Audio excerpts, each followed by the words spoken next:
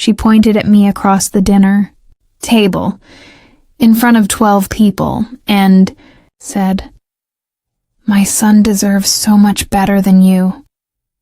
The table went quiet. Everyone looked at me, waiting to see if I would cry or argue or leave. I did none of those things. I picked up my fork, took a slow bite, and smiled. Because what she didn't know, what none of them knew, was that tomorrow morning her son would walk into my office as my employee, stay until the end. Because the moment she found out the truth is something none of them ever forgot. My name is Sarah, and for 3 years I lived a double life.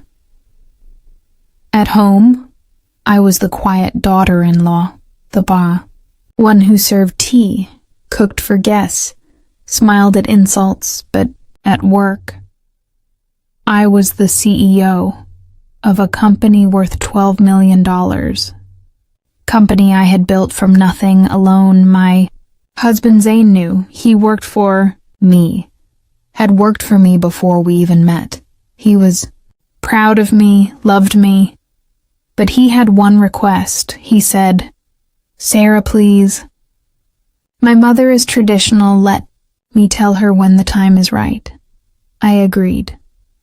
That was my first mistake, because his mother, Diana, never thought the time was right to respect me.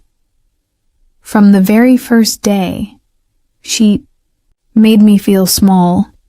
She criticized my background, family, my clothes, my cooking, at every family dinner.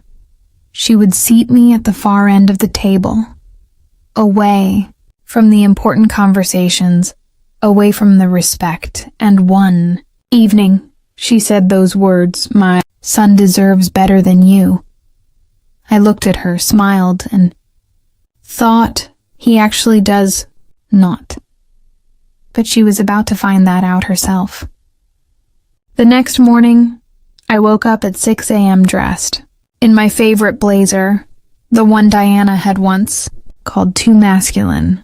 I drove to my office, my name on the building, my name on every door, my 300 employees greeting me as I walked in.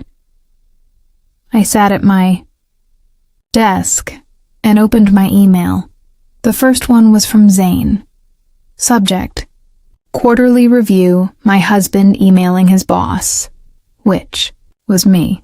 I approved his report, gave him a strong performance note, and smiled at my screen. Diana thought I was nothing but every comfort in her son's life, every vacation they took, every car he drove, every bonus he celebrated came from the woman she had seated at the far end of the table. That week, Diana called me. She said she wanted to have a serious talk about my place in the family, about expectations, about knowing my role. I listened quietly, then said, Diana, think we should have that conversation at dinner this Saturday with everyone present." She agreed immediately. She thought she had won. She had no idea that dinner would be the last time she ever underestimated me. Saturday dinner, 12 people around the table, Diana at the head, me at the far end, as always. Diana stood up, cleared her throat, and began her speech about family, values, about a wife's duties, about how Sarah needed to understand what it meant to be part of this family. Everyone listened. Some nodded. Some looked at me with pity. I sat very still, and when Diana finished, I stood up, slowly, calmly. I reached into my bag and placed a single document on the table. Zane's employment contract, with my company's letterhead, my signature at the bottom as his employer. Diana picked it up. Read it again. The color drained from her face. Someone at the table whispered, "Is that your company, Sarah?" I said, "It has been for 7 years." Silence. Complete silence. Diana looked at Zane. He nodded, quietly. She looked back at me. And for the first time in 3 years, she had absolutely nothing to say. I did not shout, did not list every insult, did not remind her of every dinnerware. She had made me feel invisible. Simply sat back down, picked up my fork, and continued eating. Diana sat down slowly, the speech she had prepared completely gone. After dinner, she found me alone in the kitchen. She said, "Sarah, I didn't know."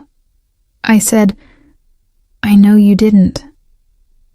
She said, "Why didn't you tell me?"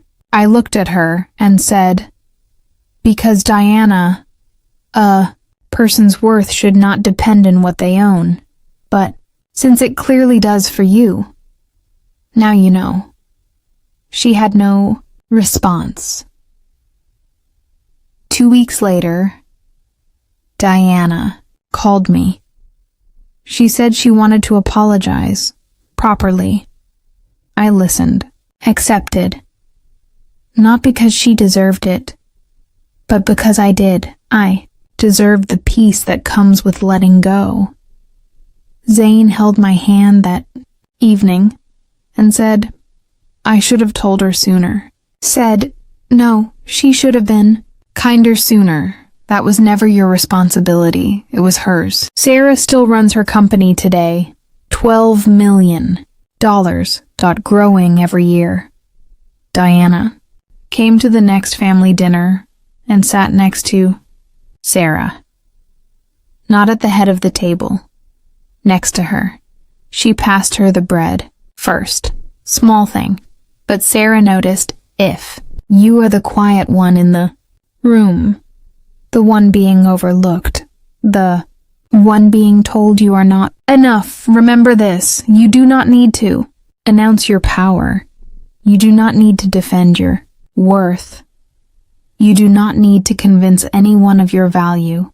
Just keep building quietly, consistently, unstoppably. Because the truth always introduces itself, usually at dinner. Subscribe to Whisper and Revenge for stories that remind you the most powerful people in the room are often the quietest ones. See you next day.